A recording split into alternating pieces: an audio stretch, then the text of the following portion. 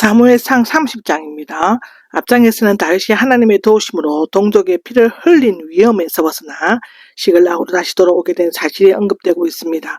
그런데 다윗의 일행이 블레셋 군인들과 함께 전투에 참여하는 틈을 타서 아말렉이 침입함으로써 시글락에서 살고 있던 가족들은 끌려가고 물건들은 노략질 당하였습니다.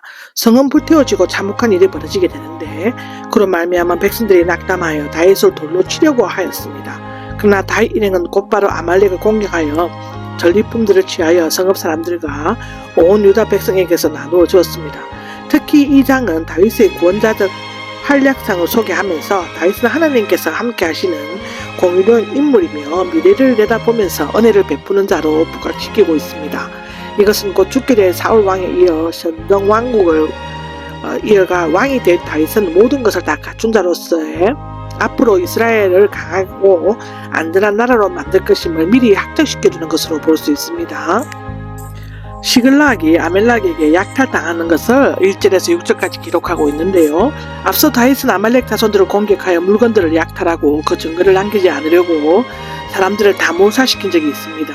아마도 그때 살아남은 사람들은 이웃에 사는 같은 종족들과 힘을 합쳐 보복하기 위해 다윗 일행이 전쟁하러 나간 사이에 침입했던 것 같습니다. 그런데 호전적인 아말렉 사람들이 다윗이 했던 것처럼 여자와 아이들을 다 죽이지 않고 사로잡아간 것은 아마도 그들은 당시 간섭대로 노예로 팔려고 했던 것 같습니다. 전적으로 하나님께서 역사하셨기 때문인데요. 이 처참한 광경을 본 백성들은 너무나 마음이 괴로워서 그 원망의 하사를 자기들을 이끌고 블레셋까지 와서 포악한 아말렉까지 자극했던 다윗에게 돌리려고 했습니다. 물론 백성들의 행위가 정당화될 수는 없습니다. 이것은 하나님이 전적으로 신뢰하지 않고 인간적인 방법으로 어려움을 모면하려고 사울의 칼을 피해 블레셋 땅으로 망명한 다윗의 불신앙적인 행위에 대한 하나님의 징계였다고 볼 수 있죠. 다윗도 역시 괴로워했지만 백성들의 불평을 통해 자신의 잘못에 대한 하나님의 징계임을 깨닫고 힘의 원천 되시는 하나님만을 의지하려고 하였습니다. 이로 말미암아 그는 다시 힘과 용기를 얻어 아말렉 자손이 있는 곳으로 달려갔죠. 이것은 앞서 두려워 떨면서 해동되면서 무당을 찾아갔던 사울의 모습과는 크게 대조되는 것입니다.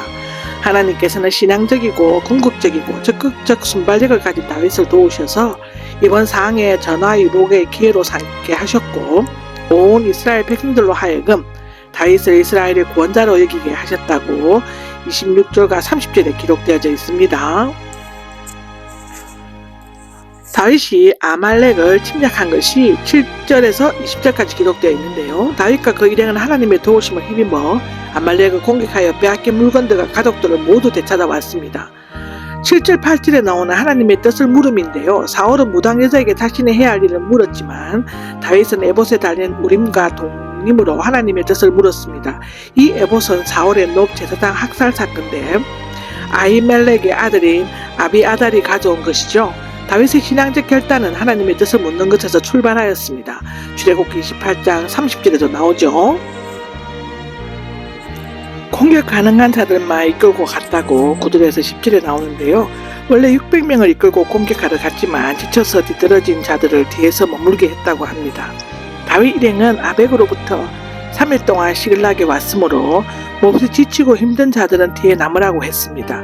이것은 전쟁의 승리가 힘이나 숫자에 있는 것이 아니라 힘의 원천 대신 하나님께 있다고 믿는 신앙에서 비롯되었다고 할 수 있죠.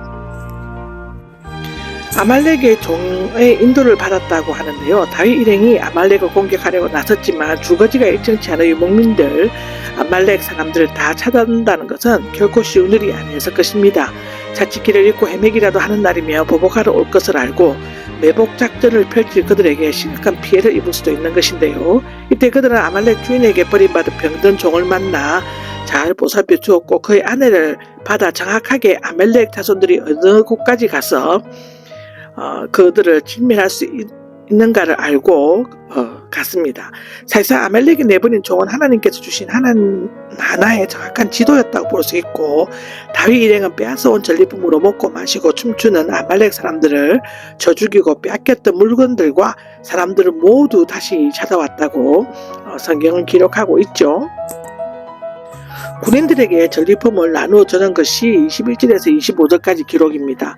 고대에는 전쟁에서 승리했을 때 그 전쟁에 참여한 군인들에게 전리품을 나눠주는 것이 일반적인 관례였다고 하는데요.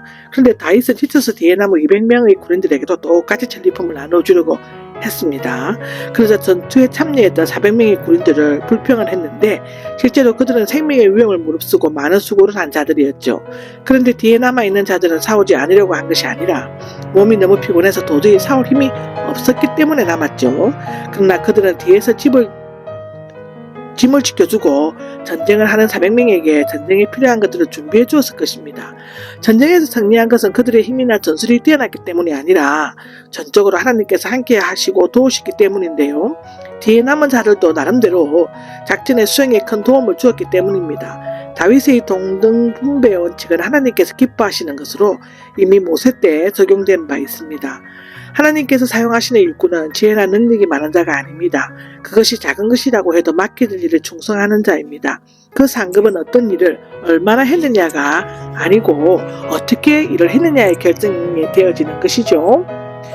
마태복음 25장 고린도전서 12장에 나와 있습니다. 유다 사람들에게 전리품을 나누어주는 것도 나옵니다. 다윗은 전리품을 전쟁에 참여한 자나 하지 않은 자에게 똑같이 나누어주고 나서 나머지 전리품들을 유다 사람들에게도 나누어 주었습니다. 아말렉 자손들이 시그락을 침입해서 손해를 보기는 했지만 하나님께서는 그 이상의 많은 것을 다윗 일행에게 주셨습니다. 심지어 유다 백성에게까지 나누어 줄 수 있을 만큼 풍족하였다는 것이죠. 다윗은 비록 블레셋 땅에 있었지만 이스라엘 종족을 향한 마음은 변함이 없었으며 그런 마음을 조금이라도 전함과 동시에 또 쫓기는 자신에게 도움을 준 것에 대한 감사한 마음을 표시하기 위한 전리품의 일부를 전했다고 하는 것인데요. 이러한 간용의 마음은 지도자가 갖춰야 할 필수적인 덕목이라고 합니다. 후에 왕이 되어 나라를 다스릴 때 백성들에게는 큰 호응을 얻는 근본적인 요인이 되기도 하죠.